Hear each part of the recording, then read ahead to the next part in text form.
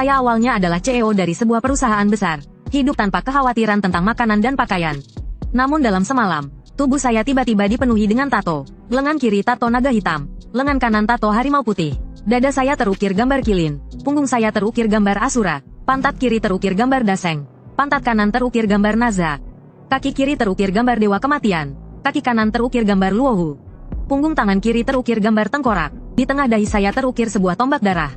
Karena tidak lama lagi, gerhana darah global akan datang dan dunia akan berubah.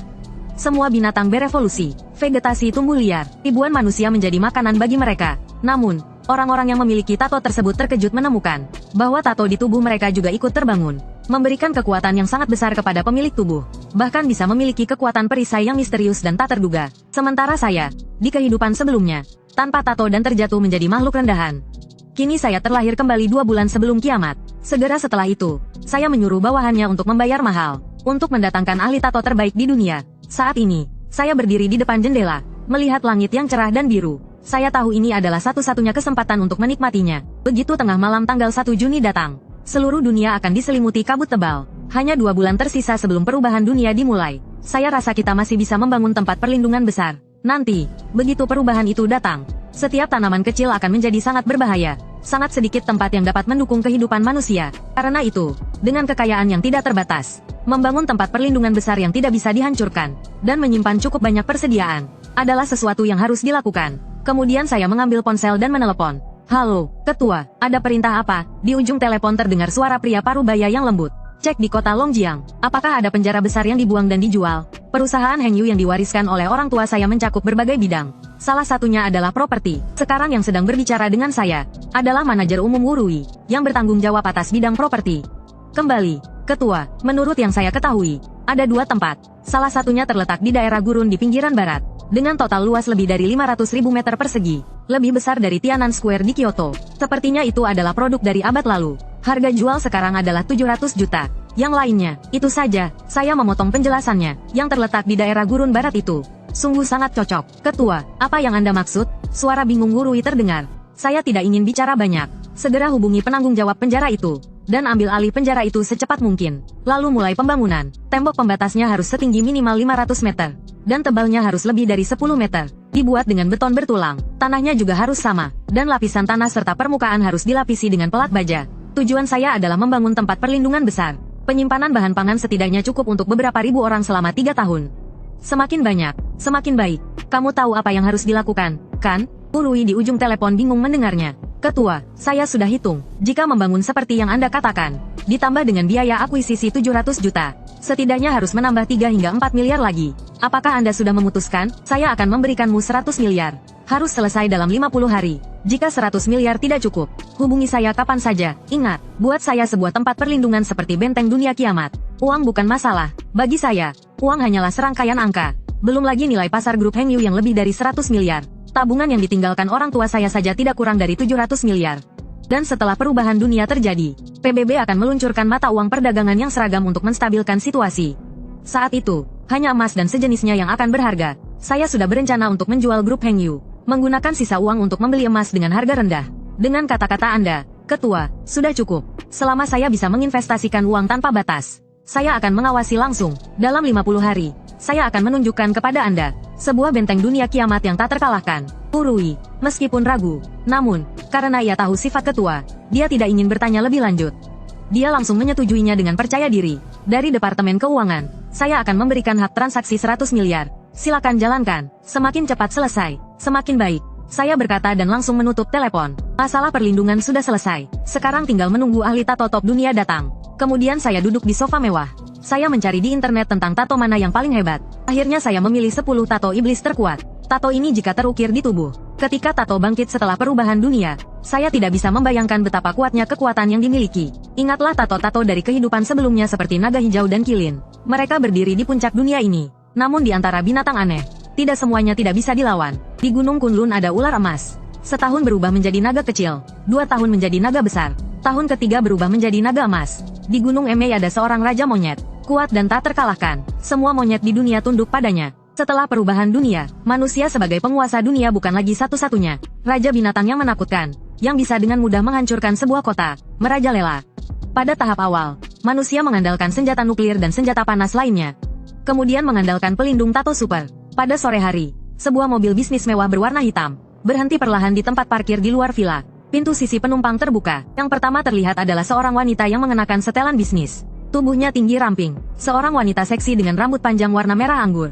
Di kursi belakang, seorang pria asing paruh baya turun. Tuan Anir, silakan. Su Youwei maju dan memberi isyarat untuk mempersilakan. Anir memandang sekeliling sebentar, lalu baru melangkah menuju villa. Pada saat itu, saya sudah tahu melalui pemberitahuan AI bahwa Su Youwei dan yang lainnya telah tiba. Beberapa saat kemudian, saya datang ke ruang tamu mengenakan piyama hitam.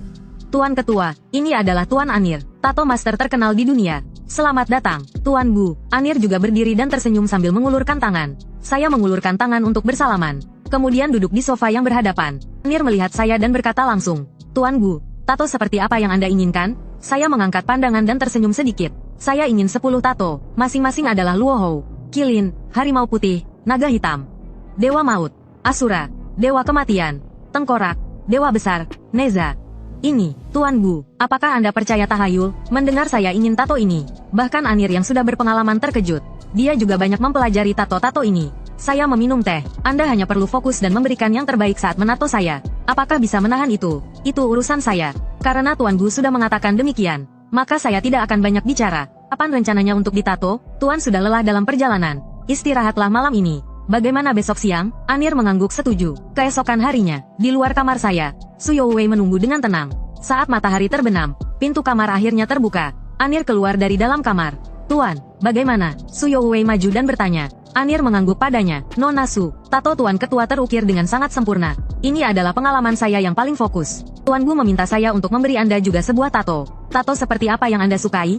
Mendengar bahwa Tuan Ketua juga akan memberi dia tato, Su Youwei terkejut. Harus ada tato. Suara tegas saya terdengar. Mendengar suara yang tegas di telinganya, Su Youwei dengan enggan setuju.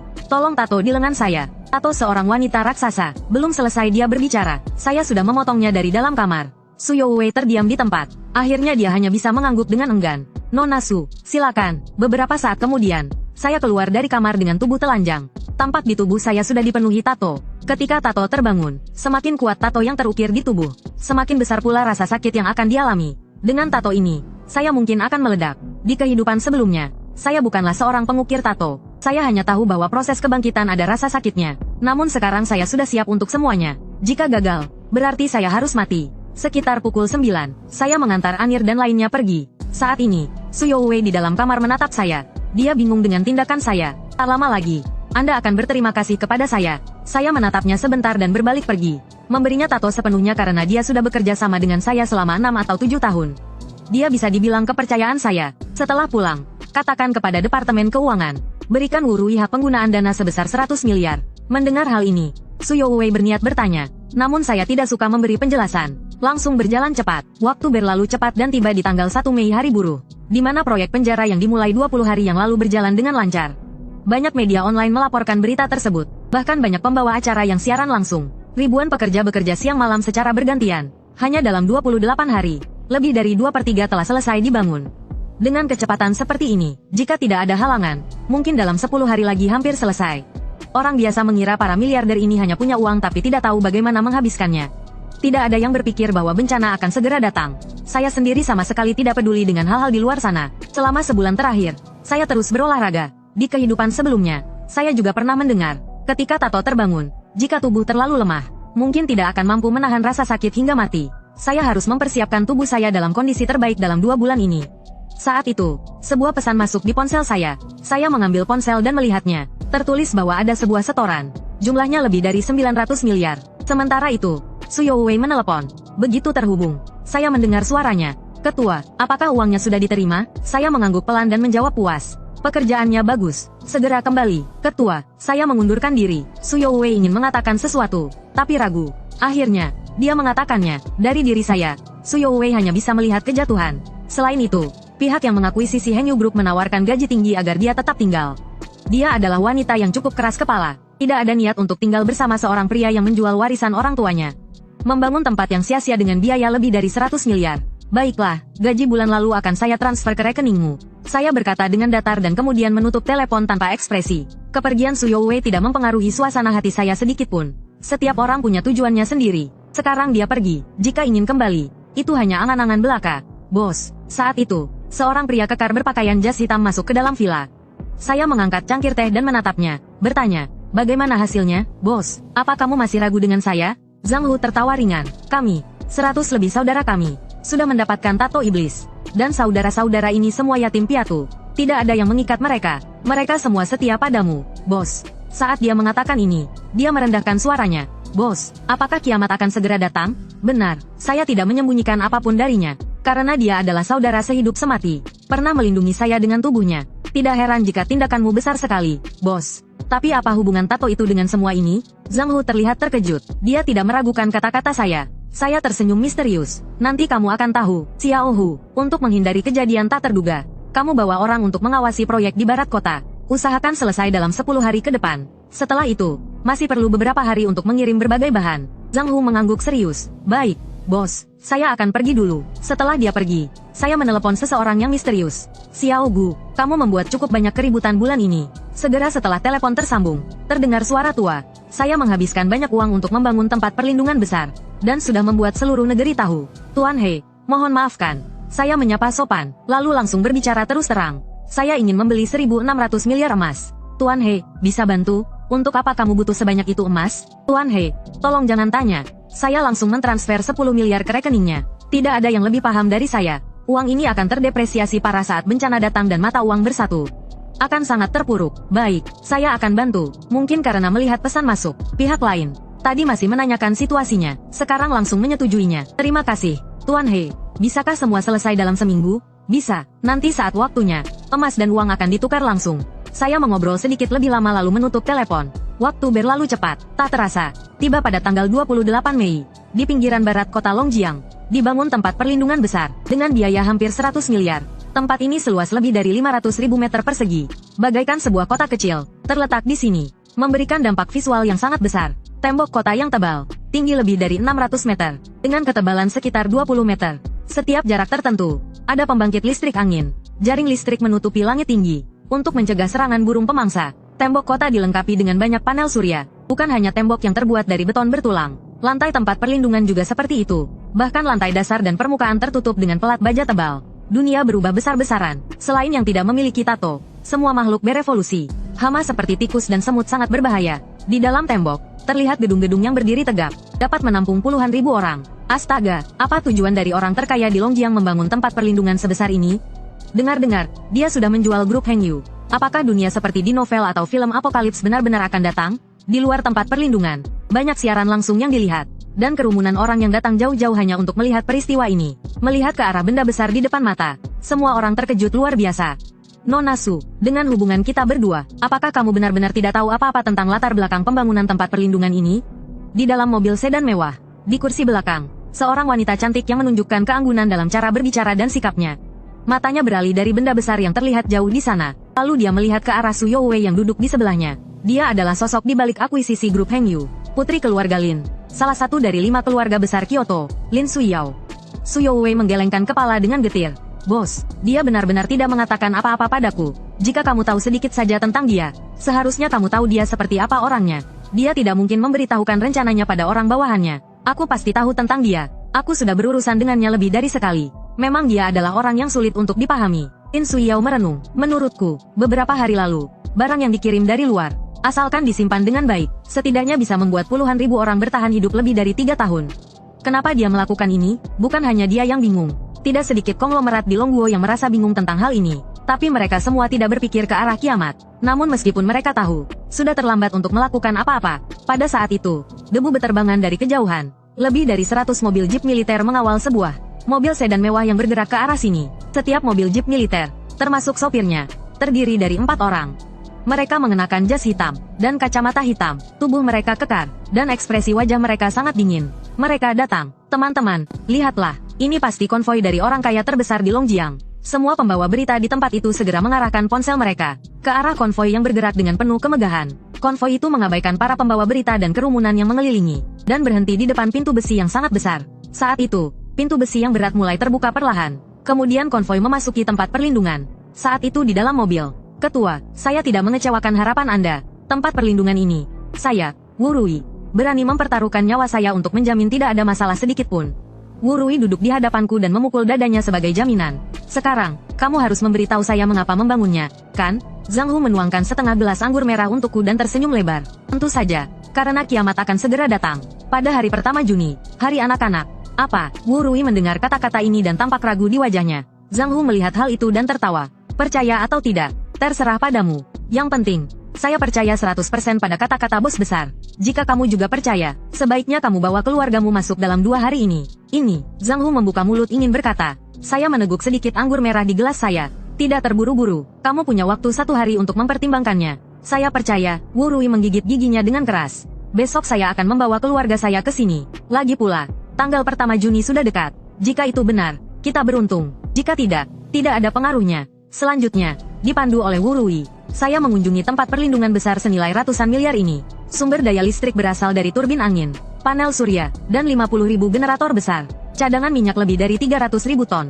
Langkah-langkah perlindungannya sangat maksimal. Yang menjadi satu-satunya kekhawatiran di sini adalah jaringan listrik yang menutupi langit. Jika terjadi kekurangan daya, ada beberapa pabrik, seperti pabrik pakaian, pabrik pengolahan makanan, pabrik barang kebutuhan sehari-hari, dan sebagainya. Ada juga beberapa area pertanian dan sayuran. Banyak cadangan berbagai jenis benih. Untuk daging, saat itu cukup dengan memburu monster mutasi. Setelah berkeliling tempat perlindungan, sudah sore hari. Saya hampir melihat setiap area penting.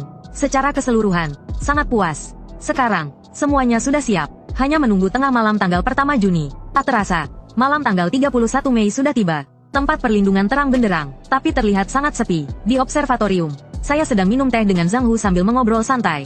Di langit malam, bintang-bintang berkelip dan bulan purnama tinggi menggantung. Angin tenang, tak ada tanda-tanda apapun.